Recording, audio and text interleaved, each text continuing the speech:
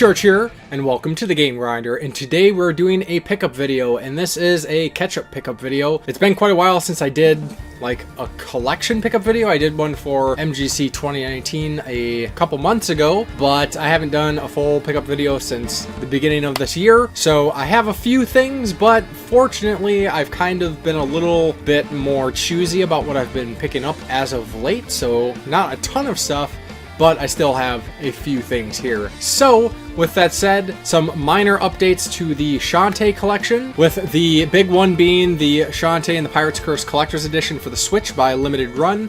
I did an unboxing video for this, and I actually picked up two copies of this, one that I could open and put some things on display, and another one to keep sealed, along with the rest of my Shantae collection. And I'm not going to go through them individually, but along with that, I got the Shantae and the Pirate's Curse trading cards from Limited Run, and I got a full set of the silver and gold bordered cards.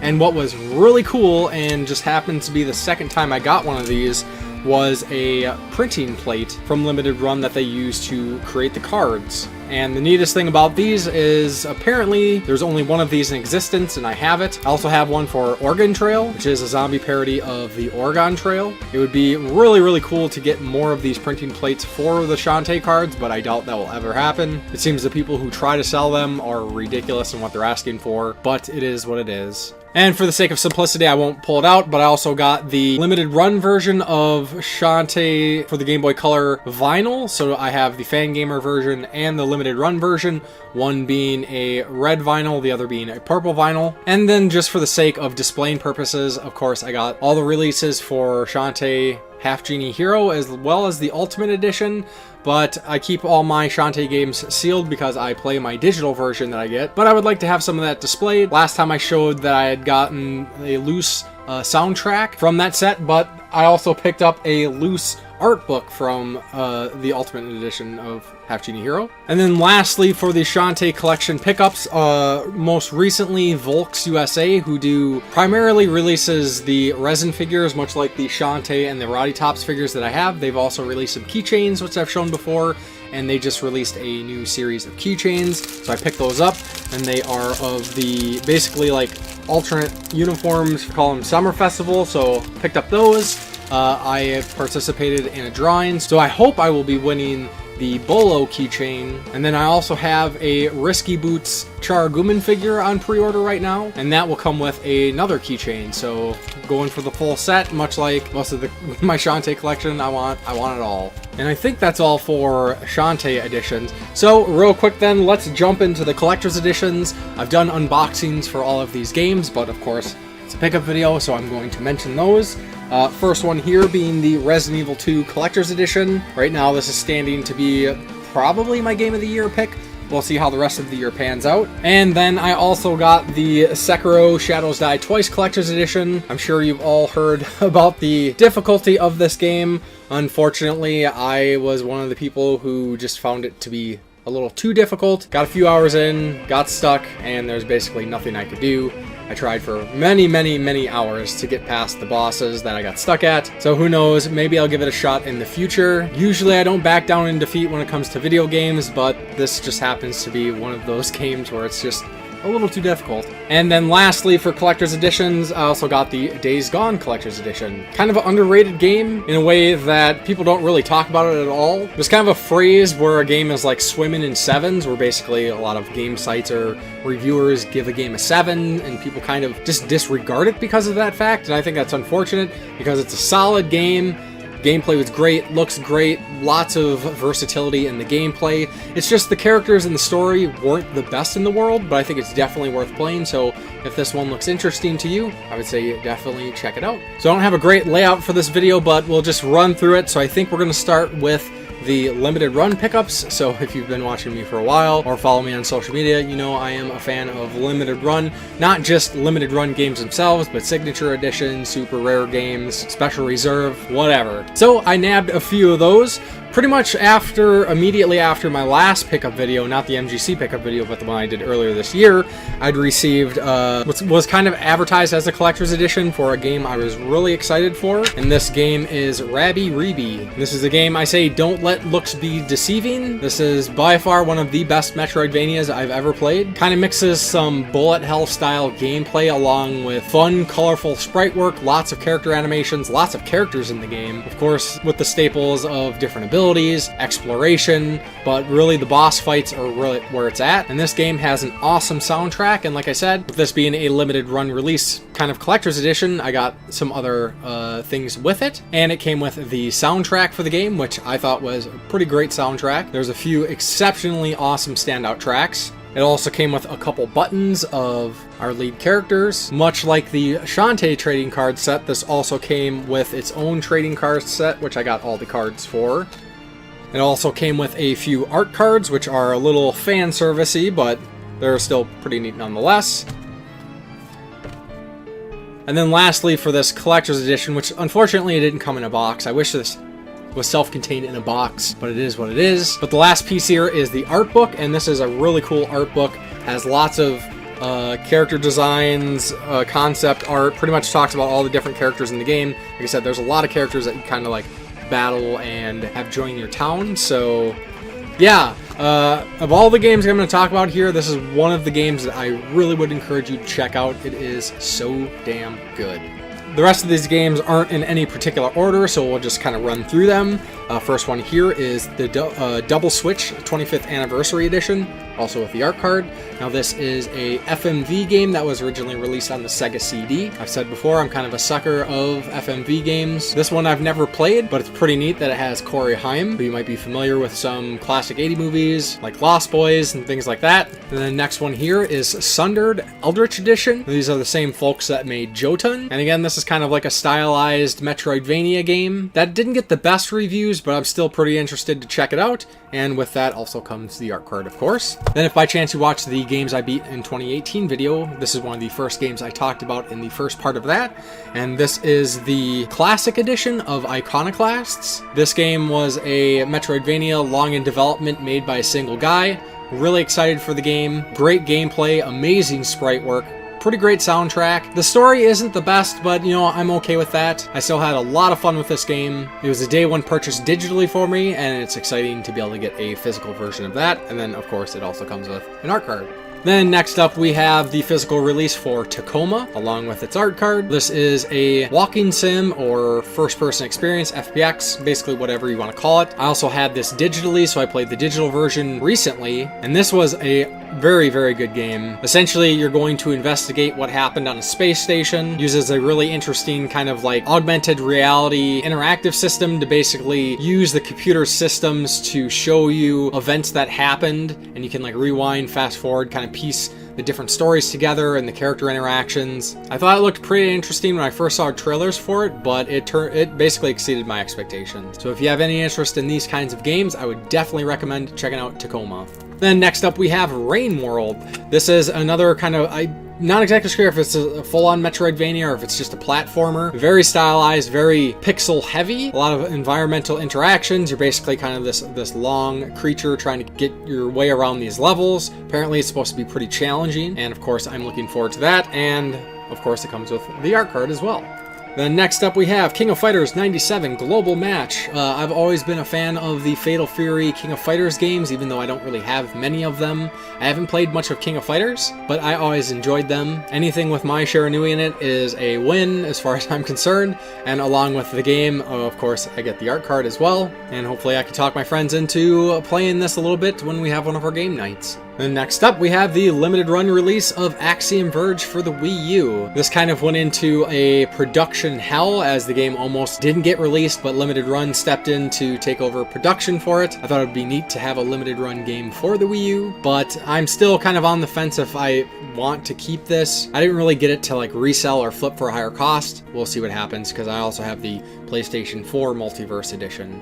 And unfortunately, this next game took more months than it should have to get here. Kind of a drag when limited limited run does a physical production for a new game. Those who order it digitally, of course, get it day one, but if you're waiting for the limited run release, sometimes it takes a few months. And that is ToeJam and Earl Back in the Groove. Now this is basically a sequel or kind of remake of ToeJam and Earl. Picks up in the style of the first game, unlike the second one, which was more of a platformer. I've heard mostly good things for people who enjoy ToeJam and Earl. If you don't enjoy ToeJam and Earl, there's a good chance you won't enjoy this one, but I'm definitely looking forward to checking it out, and of course, along with it, get the art card.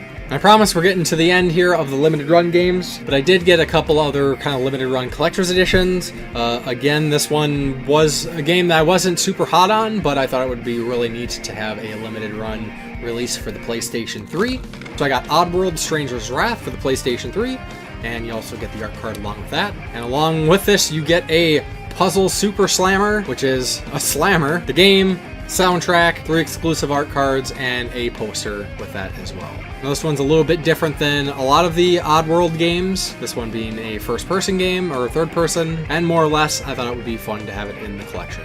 And then next one up here was one that I thought was super awesome. I really wish I got the bigger version. They had a more like whoop-de-doo version of it, but I didn't want to throw down the extra costs for something that was essentially going to be kind of more or less shelf candy. Of course, I do intend to play this eventually, but this is a PC big box version of Sigil, which is a new level add-on to the original Doom made by John Romero. And when I say this is add-on to the original Doom, I'm talking like you have to have the actual original Doom files, or you can then add in this one and play an extra level. Comes with the art card, of course. And I can't remember exactly what this comes with, but there is a basically like a mock floppy disk that has a little flip tab. That's the actual USB flash drive. But I will say I absolutely love this box art. Nice to have a little boost to the Doom collection. And I heard that the mod itself is, I mean, it's basically what you would expect. It's on par with the previous add-ons for Doom. Just haven't had the opportunity to get to it yet. Then the two last limited run pickups were a couple games. I've mentioned this before, that I picked up a couple limited run Switch releases, even though I don't have a Switch yet. But these are games that if I had a Switch, I would definitely get these. So I figured, you know what, since they're limited, might as well jump on them, and then I can enjoy them down the road. First one here is Dust: An Elysian Tale. I actually have this game physically, but still haven't gotten to it. I've actually had this digitally for years, with the full intention to play it eventually, but I'll get there. And then, of course, we got the art card as well. And then lastly, for the limited run games, we have West of Loathing, along with its art card. Now, this is a really funny adventure game, essentially. Like, it's all done in a stick figure style. Very sarcastic, really very silly. But nonetheless, this game looked like a lot of fun, so decided to nab it thanks to limited run. Whoops, I lied. There is actually one more limited run release here. Last, but definitely not least, and actually this is super awesome, and that is Bloodstained Curse of the Moon Classic Edition. Got the art card as well. This is basically a spiritual successor to Castlevania III. The game was created in part of a stretch goal for the Bloodstained Ritual of the Night Kickstarter. It's a retro throwback prequel to Bloodstained Ritual of the Night, even though the story isn't really connected. Curse of the Moon was made by Inti Creates, who are known for some of their other games like Mighty Gunvolt. They helped on some of the Shantae games, Blaster Master Zero. But I'll say Curse of the Moon is awesome. As a backer of Ritual of the Night, I got the game for free, but wanted to have a physical edition to go along with the collection. Now, I did back the collector's edition for Bloodstained Ritual of the Night. Physical rewards are coming next month, I believe. But I did get my backer copy of the game. Came in this neat little cardboard box from Fan Gamer. And then we have Bloodstained Ritual of the Night. I opted in for the PlayStation 4 version. Comes with a backer exclusive slipcase, which is pretty cool. And I think I'm getting another slipcase with the collector's edition. I'm not entirely clear on that one, but I'm absolutely thrilled to have backed this game. Took 4 years to finally come out, but it was worth the wait. This is an awesome, awesome game. One of my favorite games of this year so far. If you're on the fence about it, definitely recommend playing it. It is definitely a spiritual successor to Symphony of the Night and some of the other Igavania games that were released on handhelds. But with that, there was also a retail release of the game, and if you pre-ordered through a couple retailers, I think Best Buy in North America or Game in the UK, you would get a bonus steelbook, which was kind of shitty that wasn't available to the backers of the game. Personally, I find it insulting that people who pre-ordered a game after it had already been funded by backers get a really cool bonus item where the backers didn't, besides maybe the Kickstarter exclusive slipcover or names in the credits. Like I said, the bonus item was really neat, and that is a steelbook that you can put the PS4 copy of the game or the Switch version of the game in. And of course, as collectibles go, somebody posted this up on eBay for a pretty decent price, I think, for what it is. So I decided to nab that. This is a great looking steelbook as far as I'm concerned. And like I said, I'm really excited to get the rest of my physical collector edition goods. So you will see me talk about those when I do get them. Alright, so let's run through some new game pickups that I've gotten over the last few months. Starting off with a couple games that I imported so I could have a physical version of it. It seems there's a lack of respect for physical VR games for the PlayStation 4 in the US. There is a specific company in the UK that seems to be doing physical versions for a lot of VR games. Now I have this one digitally, but I decided to pick up a physical version of that, and that is Super Hot. Super Hot is a very cool VR game. You can play it without VR, but I don't see why you would want to. Where essentially you're a figure in a room and it's a scenario and you need to take out the enemies. Basically the mechanic of the game is when you move, time moves. If you don't move, time doesn't move. And you have to use the items at your disposal to take out these enemies, whether it be guns, objects, or even just your hands. Highly recommend as a VR game. I haven't played a ton of VR games yet, but I would definitely put this in my top 10. And then another game that I imported was The American Dream. Funny enough, The American Dream was not a North American physically released game, but I wanted a physical version of this. And essentially what this game is an on-rail shooter of sorts. Very satirical, very comedy and parody focused. Essentially you just go through the game like from birth to death, doing various activities, and every activity involves guns. But you know, it's all a joke. It is what it is. If somebody gets butthurt about this, I feel sorry for them. The game was pretty funny. Not the best game, kind of got a little dull towards the end, but nonetheless, I still had a lot of fun with this one. Then a VR game that came highly recommended from Jason of Corpse Flood Gaming, and that is The Persistence. Now this is a roguelite. I don't think it's a full-on rogue-like game. You're a dude on a spaceship, and I don't know ultimately what the objective is, maybe to escape or complete some objective, but there's basically kind of like space zombies. It's supposed to be pretty cool. Really looking forward to playing this. Hopefully I'll be playing this one soon. I really need to jump back into some VR stuff. And I've surprisingly played a few shooters on VR. Not as many as I think I would have at this point. So looking forward to playing some more kind of like shooter-based games. Next up is Trover Saves the Universe. Now this is by far one of my favorite VR games to date. Top 3 for sure. This game is made by Justin Roiland, mostly well known for Rick and Morty. And the game essentially is what I would say is like a combination of gameplay like Astrobot, where you are another being kind of controlling a character in a 3D world, platforming, doing collectibles, mixed in with Justin Roiland humor, where he's basically off the leash, doesn't have to adhere to basic world concepts like the ones that he sticks to with Rick and Morty. This is a alien-based world, you know, very bizarre. The gameplay is a lot of fun, but of course the best part is the Justin Roiland dialogue. I guess with a lot of the NPCs and random conversations, he basically went off script and just kind of riffed a lot of things, and it definitely makes for some hilarious conversations. There's even at times where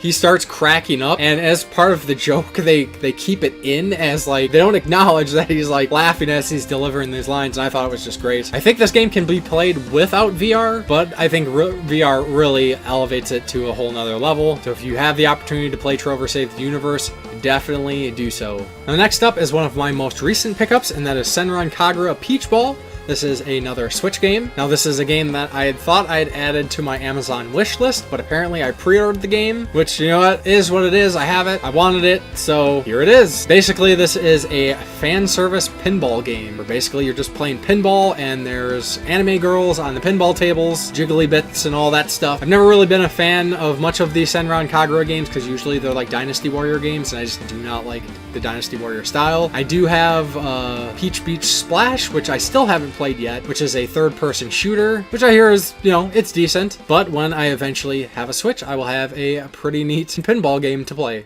And then this isn't a new game, but it's a new game to my collection, and that is the Uncharted Nathan Drake collection. Now I have all 3 of the Uncharted games for the PlayStation 3. I'd only played the first Uncharted game, but the Cartridge Club was playing Uncharted 2 as their game of the month for June, and I really wanted to take that opportunity to finally play Uncharted 2. I could have played it on the PlayStation 3, but why not go for the kind of like remastered collection on the PlayStation 4? And I definitely enjoyed Uncharted 2 more than the first. Some of the action shooting, waves of enemy stuff does kind of become a slog, which was kind of my main complaint with the first Uncharted game. But for me, this isn't a game that I play for the gameplay necessarily. It's for Drake and the supporting characters, some of the set pieces. I don't really have much to say bad about the game, just that I don't love it as much as a lot of people do, but I will definitely be playing Uncharted 3 eventually.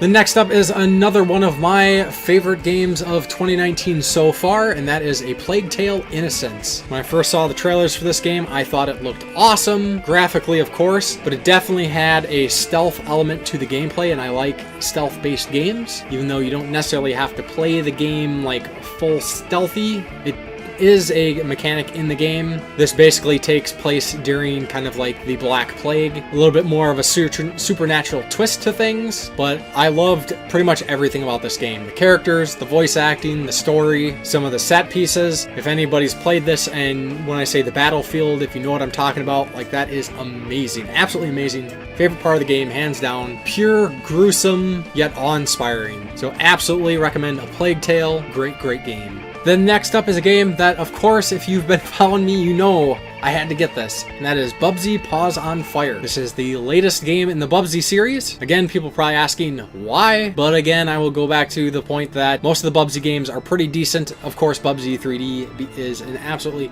horrible game, but this is actually a game done in the runner genre. If you're familiar with the Bit Trip Runner games, this is essentially that. This is actually made by the Bit Trip Runner devs. Where basically in this you have Bubsy and a couple other characters that you can play through these levels, and you essentially like jump and slide or glide to dodge objects as you make your way through these levels, as they basically auto scroll. And one thing that I thought was kind of neat is there's like little collectibles that you get as you make your way through the levels, and as you get those collectibles, it kind of goes along with the music, making for kind of a neat beat. Definitely not game of the year, but if you enjoy runner games, I think you'd probably enjoy this one. There's quite a bit of content to it. And I got the limited edition, which comes with a manual, which, hey, it's pretty uncommon these days, but it also comes with the soundtrack as well. Then next up, we have the SNK 40th Anniversary Collection, and much like the title says, this is a collection of classic SNK games, a lot of arcade games. I enjoy classic collections, especially when they include a bunch of co-op games that I can play when I have friends over. So pretty happy to add this to the collection. I haven't really checked it out too much. I thought there would have been more games to have 4-player options, but so I definitely need to spend a little bit more time delving through this one.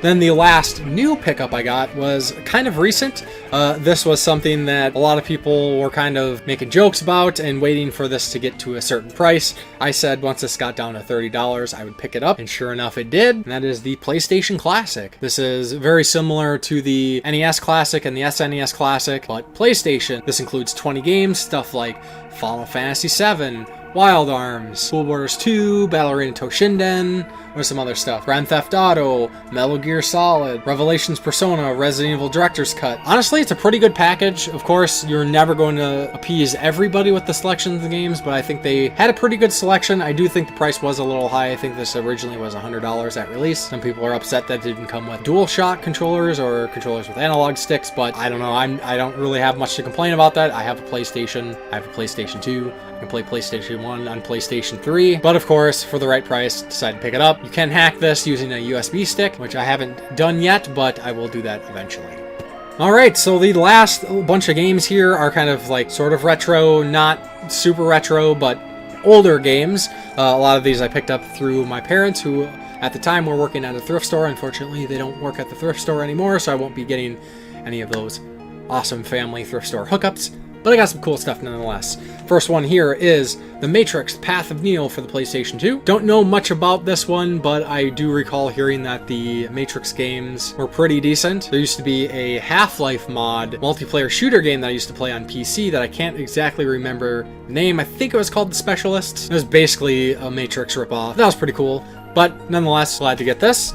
And then next up we got Commandos 2, Men of Courage. Now, this is a strategy game. I'm mostly familiar with the PC version, so I don't know how good the PlayStation 2 version of this is, but oftentimes I can get these games for $1, so we decided why the heck not. And then next up we got Mega Man X8. I haven't played any of the X games past X3. I've only played 1, 2, and 3. I've heard the later Mega Man X games are very hit or miss, and I do have the Mega Man X collection. So I've had the opportunity to play this in the past, just haven't gotten to it yet, but here's another reason for me to get on it eventually. Then I also got Tekken 4 for the PlayStation 2. I'm definitely a fan of the Tekken series. I don't really play them as much as I used to. Me and a group of friends used to play a crap ton of Tekken back in the day. Tekken 3, Tekken Tag Tournament especially. I'm not sure if I've ever actually played Tekken 4, but we have played Tekken semi-recently, so here's a good excuse to bust out another game for game night. And I'm always a fan of demo discs and things like that, so I got the Jam Pack Summer 2003, which basically just has PlayStation 2 demos. This has War of the Monsters, Amplitude, ATV, Off-Road Fury, Jet X2O, MLB 2004, and World Tour Soccer 2003. Also Tom Clancy's Splinter Cell, Jack 2, NBA Street Volume 2. But like I said, it's just a demo disc with little previews of those games. Demo discs will always kind of have a special place in my heart, especially those early days when I first had my PlayStation 1 and I didn't have a lot of access to games. Demo discs were kind of my bread and butter as I was picking up the PlayStation magazine, PSM magazine. I wish I still had all my magazines. I've talked about this before. I used to have a stack of demo discs and I'd play those demo discs all the time.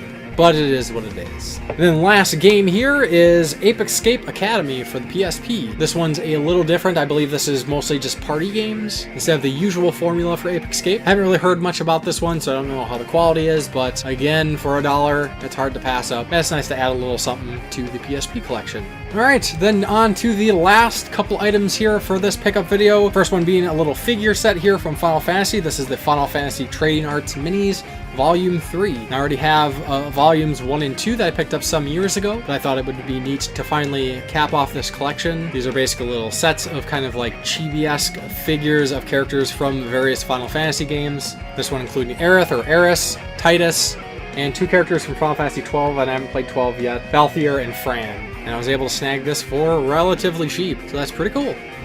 And the last item here is a random copy of Nintendo Power issue 248. And much like I had previously mentioned, as you see somewhere, there we go, over here maybe, I don't know if you can see it, I have a sealed copy of Nintendo Power, one of the last issues, and this was an issue showcasing Shantae, and much like that, I picked up this issue because it has an article about Shantae and kind of its history, and as I'm going for a complete Shantae collection, you know, I had to go a little above and beyond for the collection.